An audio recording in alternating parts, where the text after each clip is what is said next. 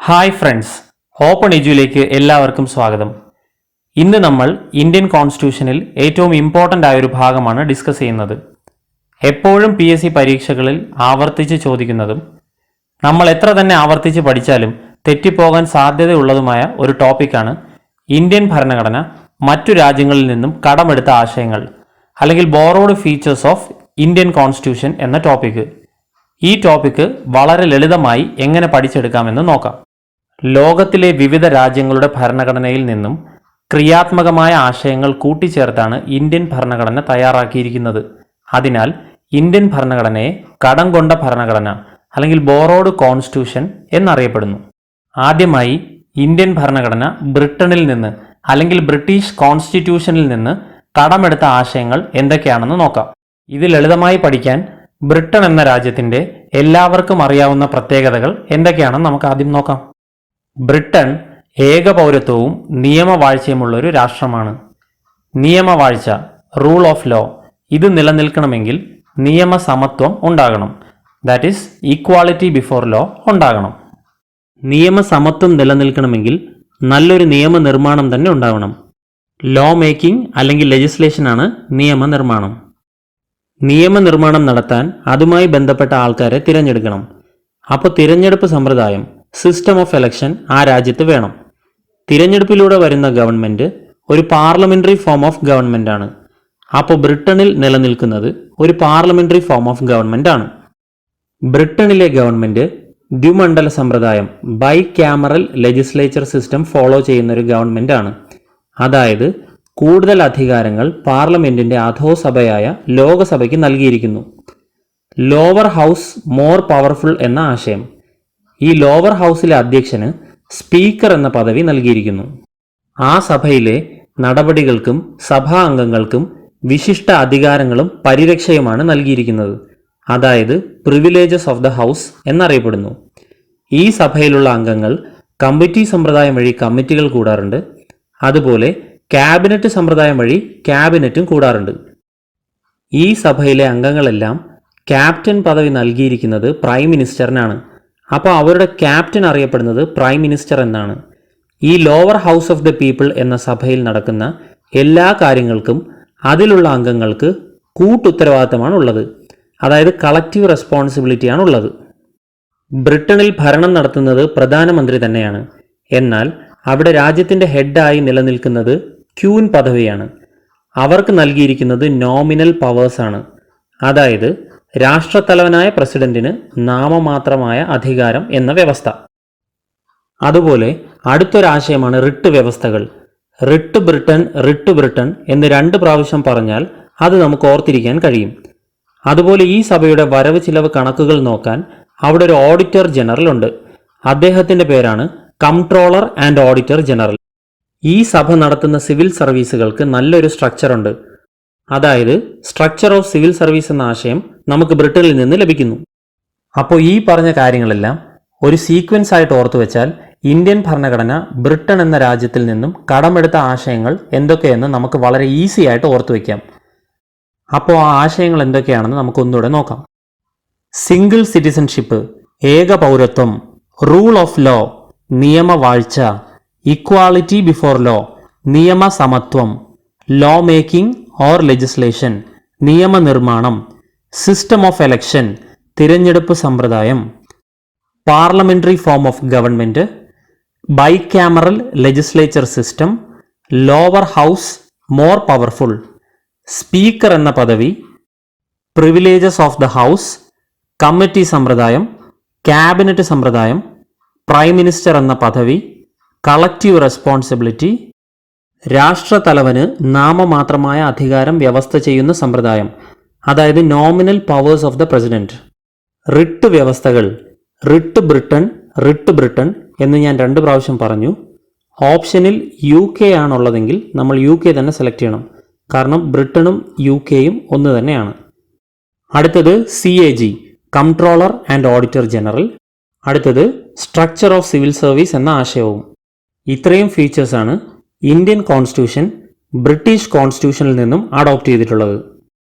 അടുത്തതായി USA കോൺസ്റ്റിറ്റ്യൂഷനിൽ നിന്നും Indian ഭരണഘടന അഡോപ്റ്റ് ചെയ്തത്, അതായത് അമേരിക്കൻ കോൺസ്റ്റിറ്റ്യൂഷനിൽ നിന്നും ഇന്ത്യൻ ഭരണഘടന അഡോപ്റ്റ് ചെയ്ത ഫീച്ചേഴ്സ് എന്തൊക്കെയാണെന്ന് നോക്കാം. USA ഭരണഘടനയുടെ പ്രത്യേകതകൾ, അതായത് എല്ലാവർക്കും അറിയാവുന്ന പ്രത്യേകതകൾ ഒരു സീക്വൻസ് ആയി ആദ്യം നോക്കാം. First written constitution in the world USA constitution ആണ്. അപ്പോൾ ആദ്യമായി എഴുതി തയ്യാറാക്കിയ ഭരണഘടനയിലാണ് ആദ്യമായി ആമുഖം എഴുതുക, അതായത് പ്രിയാമ്പിൾ. USA അവരുടെ പൗരന്മാർക്ക് ഫണ്ടമെന്റൽ ആയിട്ടുള്ള എല്ലാ റൈറ്റ്സും നൽകിയിട്ടുണ്ട്. അവിടുത്തെ എല്ലാ പൗരന്മാർക്കും ഈക്വൽ പ്രൊട്ടക്ഷൻ ഓഫ് ലോ ആണ് ലഭിക്കുക. അങ്ങനെ ലഭിക്കണമെങ്കിൽ അവിടുത്തെ ജുഡീഷ്യറി ഇൻഡിപെൻഡൻ്റ് ആയിരിക്കണം, അതായത് ഇൻഡിപെൻഡൻസ് ഓഫ് ജുഡീഷ്യറി. അതുകൊണ്ട് തന്നെ അവിടുത്തെ സുപ്രീം കോടതിയിലെയും ഹൈക്കോടതിയിലെയും ജഡ്ജസിന്റെ റിമൂവലും നടക്കും. ജുഡീഷ്യൽ റിവ്യൂവും ആ രാജ്യത്ത് അനുവദിക്കുന്നു. ആ രാജ്യത്തിന്റെ ഭരണഘടനയെ വ്യാഖ്യാനിക്കാനുള്ള അധികാരം സുപ്രീം കോടതിക്കാണ്. അതായത് authority to interpret the constitution supreme കോടതിയിൽ നിക്ഷിപ്തമാണ്. അമേരിക്കയുടെ രാഷ്ട്രത്തലവന് പ്രസിഡന്റ് എന്ന പേരാണ് നൽകിയിരിക്കുന്നത്. അതുപോലെ സായുധ സേനകളുടെ പരമോന്നത മേധാവി പ്രസിഡന്റാണ്. Supreme commander of the armed forces പ്രസിഡന്റാണ്. സുപ്രീം കോടതിയിലെ ജഡ്ജിമാരെയും ഹൈക്കോടതിയിലെ ജഡ്ജിമാരെയും റിമൂവ് ചെയ്യുന്നത് പോലെ തന്നെ പ്രസിഡന്റിന്റെ റിമൂവലും ഇംപീച്ച്മെന്റ് വഴിയാണ് അവിടെ നടക്കുന്നത്. പ്രസിഡന്റ് പദവി പോലെ തന്നെ അമേരിക്കയിൽ ഇമ്പോർട്ടൻ്റ് ആയ പദവിയാണ് വൈസ് പ്രസിഡന്റിൻ്റെതും. അപ്പോൾ vice president and his functions. അവിടുത്തെ പ്രദേശങ്ങൾ അറിയപ്പെടുന്നത് സ്റ്റേറ്റ്സ് എന്നാണ്. പ്രൊവിഷൻസ് ഓഫ് സ്റ്റേറ്റ്സ് ഇതിൽ ഉൾപ്പെടുന്നു. അമേരിക്കൻ സെനറ്റിന്റെ പ്രത്യേകത, അമേരിക്കൻ സെനറ്റിൽ ഉൾപ്പെടുത്തുന്നത് അവിടുത്തെ സ്റ്റേറ്റിന്റെ പ്രതിനിധികളെയാണ്. അപ്പോൾ USA കോൺസ്റ്റിറ്റ്യൂഷനിൽ നിന്നും ഇന്ത്യ ബോറോ ചെയ്ത ഫീച്ചേഴ്സ് എന്തൊക്കെയാണെന്ന് നമുക്കൊന്ന് നോക്കാം. റിട്ടൺ കോൺസ്റ്റിറ്റ്യൂഷൻ എന്ന ആശയം, പ്രിയാമ്പിൾ എന്ന ആശയം, fundamental rights, equal protection of law, independence of judiciary, removal of supreme court and high court judges, judicial review, supreme കോടതിയാണ് ഭരണഘടനയെ വ്യാഖ്യാനിക്കാനുള്ള അധികാര സ്ഥാപനം, authority to interpret the constitution, രാഷ്ട്രത്തലവന് പ്രസിഡന്റ് എന്ന പേര് നൽകിയിരിക്കുന്നതായും സായുധ സേനകളുടെ പരമോന്നത മേധാവിയായും supreme commander of the armed forces, impeachment of the president, vice president and his functions, ഇന്ത്യയിലെ ഭരണഘടനകൾക്ക് സ്റ്റേറ്റ് എന്ന നാമകരണം, പ്രൊവിഷൻസ് ഓഫ് സ്റ്റേറ്റ്, ഉപരിസഭയായ രാജ്യസഭ സംസ്ഥാനങ്ങളെയാണ് പ്രതിനിധാനം ചെയ്യുന്നത് എന്ന ആശയം അമേരിക്കൻ സെനറ്റിന് സമാനമാണ്. അപ്പോൾ ഇത്രയും ഫീച്ചേഴ്സാണ് USA കോൺസ്റ്റിറ്റ്യൂഷനിൽ നിന്നും ഇന്ത്യൻ കോൺസ്റ്റിറ്റ്യൂഷൻ അഡോപ്റ്റ് ചെയ്തിട്ടുള്ളത്. അടുത്തത് കാനഡയുടെ കോൺസ്റ്റിറ്റ്യൂഷനിൽ നിന്നും ഇന്ത്യൻ കോൺസ്റ്റിറ്റ്യൂഷൻ ബോറോ ചെയ്ത ഫീച്ചേഴ്സ് എന്തൊക്കെയാണെന്ന് നോക്കാം. കാനഡ എന്ന രാജ്യത്തിൻ്റെ ആദ്യ ലെറ്റർ C ആണ്. ഇവിടെ സെൻട്രൽ എന്ന വാക്കിന് വളരെ പ്രാധാന്യമുണ്ട്. സെൻട്രലിൽ നിന്നും സ്റ്റേറ്റിലേക്ക് വരുമ്പോൾ പവർ ഡിസ്ട്രിബ്യൂഷനുമായിട്ടുള്ള കുറച്ച് ഫീച്ചേഴ്സാണ് കനേഡിയൻ കോൺസ്റ്റിറ്റ്യൂഷനിൽ നിന്നും ഇന്ത്യൻ കോൺസ്റ്റിറ്റ്യൂഷൻ അഡോപ്റ്റ് ചെയ്തിട്ടുള്ളത്. അത് ഏതൊക്കെയാണെന്ന് നമുക്ക് നോക്കാം. ആദ്യത്തേത് സ്ട്രോങ് സെൻറ്റർ ഫെഡറേഷൻ. ഇവിടുള്ള ഫെഡറൽ സിസ്റ്റം ക്വാഷി ഫെഡറൽ അല്ലെങ്കിൽ സെമി ഫെഡറൽ ആണ് എന്ന ആശയം. യൂണിയൻ ലിസ്റ്റ് സെൻട്രലിൻ്റേത്, സ്റ്റേറ്റ് ലിസ്റ്റ് സ്റ്റേറ്റിൻ്റേത്. അതുപോലെ അവശിഷ്ട അധികാരം റെസിഡ്വറി പവേഴ്സ്, ആ അധികാരം നിക്ഷിപ്തമായിരിക്കുന്നത് സെൻട്രൽ ഗവൺമെന്റിലാണ്. ആർട്ടിക്കിൾ 248(2) ആണ്. റെസിഡ്വറി പവേഴ്സ് കൊണ്ട് ഉദ്ദേശിക്കുന്നത് ഇന്ത്യൻ കോൺസ്റ്റിറ്റ്യൂഷന്റെ ലിസ്റ്റ് 2ലും 3ലും പെടാത്ത ഏത് കാര്യങ്ങളിലും പാർലമെന്റിന് നിയമനിർമ്മാണം പോസിബിൾ ആണ് എന്നുള്ളതാണ്. Advisory power of supreme court എന്ന ആശയം ആർട്ടിക്കിൾ 143 അഡോപ്റ്റ് ചെയ്തിട്ടുള്ളത് കാനഡയിൽ നിന്ന് തന്നെയാണ്.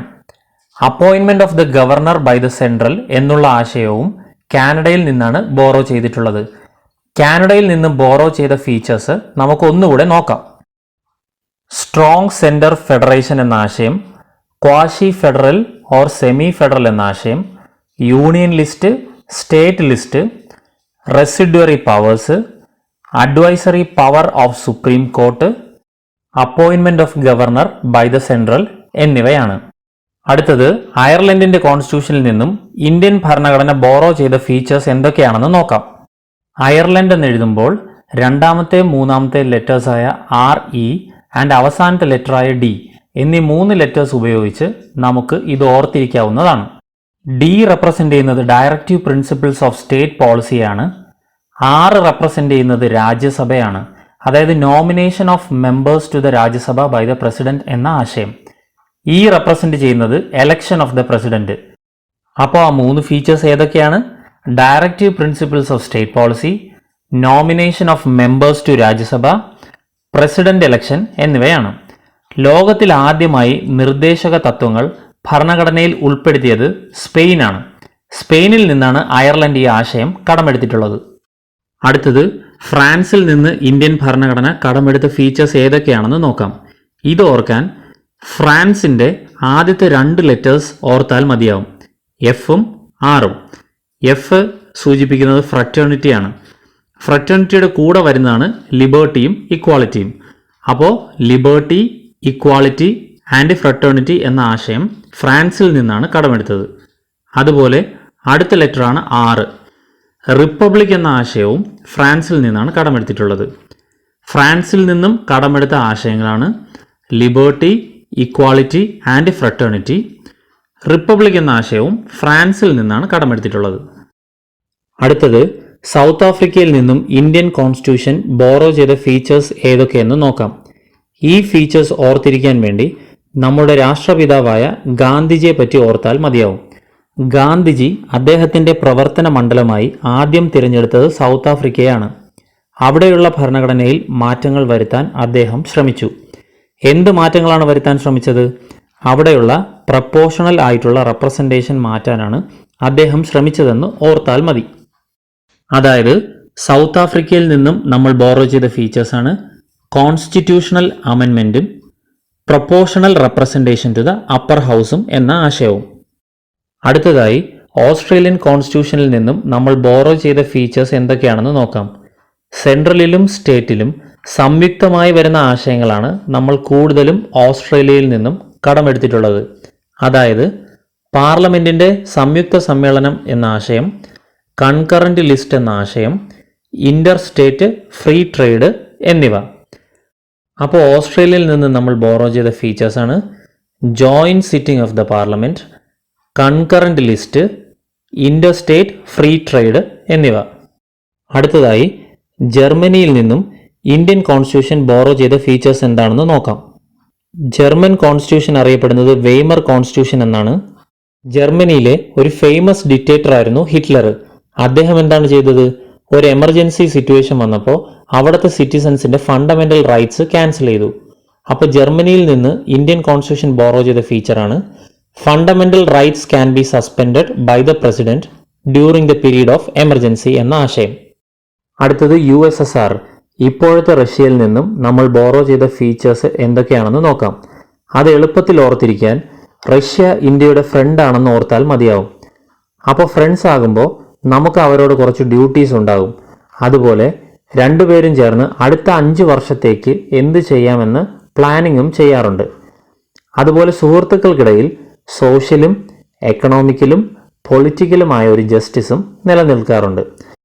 അപ്പോൾ നമ്മൾ USSRൽ നിന്ന് ബോറോ ചെയ്ത ഫീച്ചേഴ്സാണ് fundamental duties, planning and 5-year plan, അതുപോലെ ideals of justice, social, economic and political in the preamble എന്ന ആശയവും റഷ്യയിൽ നിന്നാണ് കടമെടുത്തിട്ടുള്ളത്. 5-year പ്ലാൻ റഷ്യയിൽ നിന്ന് ബോറോ ചെയ്ത ഫീച്ചേഴ്സ് തന്നെയാണ്, പക്ഷേ അത് ഇന്ത്യൻ ഭരണഘടനയിൽ ഉൾപ്പെട്ട ഫീച്ചർ അല്ല. അടുത്തതായി ജപ്പാനിൽ നിന്നും നമ്മൾ ബോറോ ചെയ്ത ഫീച്ചർ എന്താണെന്ന് നോക്കാം. ജപ്പാനിൽ നിന്നും നമ്മൾ ബോറോ ചെയ്ത ഫീച്ചറാണ് concept of the procedure established by law എന്ന ആശയം. ഇന്ത്യൻ ഭരണഘടന ഏറ്റവും കൂടുതൽ കടപ്പെട്ടിരിക്കുന്നത് government of India act of 1935നോടാണ്. Government of India act of 1935ൽ നിന്നും ഇന്ത്യൻ കോൺസ്റ്റിറ്റ്യൂഷൻ അഡോപ്റ്റ് ചെയ്ത ഫീച്ചേഴ്സ് എന്തൊക്കെയാണെന്ന് നമുക്ക് നോക്കാം. Public service commission, federal scheme, office of governor, emergency provision, civil service system, judiciary system എന്നിവ. ഇവിടെ നമ്മൾ പ്രത്യേകമായ ഒരു കാര്യം ഓർക്കണം. എമർജൻസി പ്രൊവിഷൻ എന്ന ആശയമാണ് 1935 ഗവൺമെൻറ് ഓഫ് ഇന്ത്യ ആക്ടിൽ നിന്ന് നമ്മൾ അഡോപ്റ്റ് ചെയ്തിട്ടുള്ളത്. എന്നാൽ fundamental rights can be suspended by the president during the period of emergency എന്ന ആശയം നമ്മൾ എടുത്തിട്ടുള്ളത് ജർമ്മൻ കോൺസ്റ്റിറ്റ്യൂഷനിൽ നിന്നാണ്. അപ്പോൾ എല്ലാവർക്കും ഈ വീഡിയോ ഉപകാരപ്രദമായി എന്ന് വിശ്വസിക്കുന്നു. വീഡിയോയെക്കുറിച്ചുള്ള സജഷൻസ് കമൻറ്റ് ചെയ്യണം. അതുപോലെ നിങ്ങൾ ആദ്യമായിട്ടാണ് ഈ ചാനൽ കാണുന്നതെങ്കിൽ ചാനൽ സബ്സ്ക്രൈബ് ചെയ്യാനും ഉപകാരപ്രദമായ വീഡിയോകൾ നിങ്ങളുടെ സുഹൃത്തുക്കളുമായി ഷെയർ ചെയ്യാനും മറക്കരുത്. താങ്ക്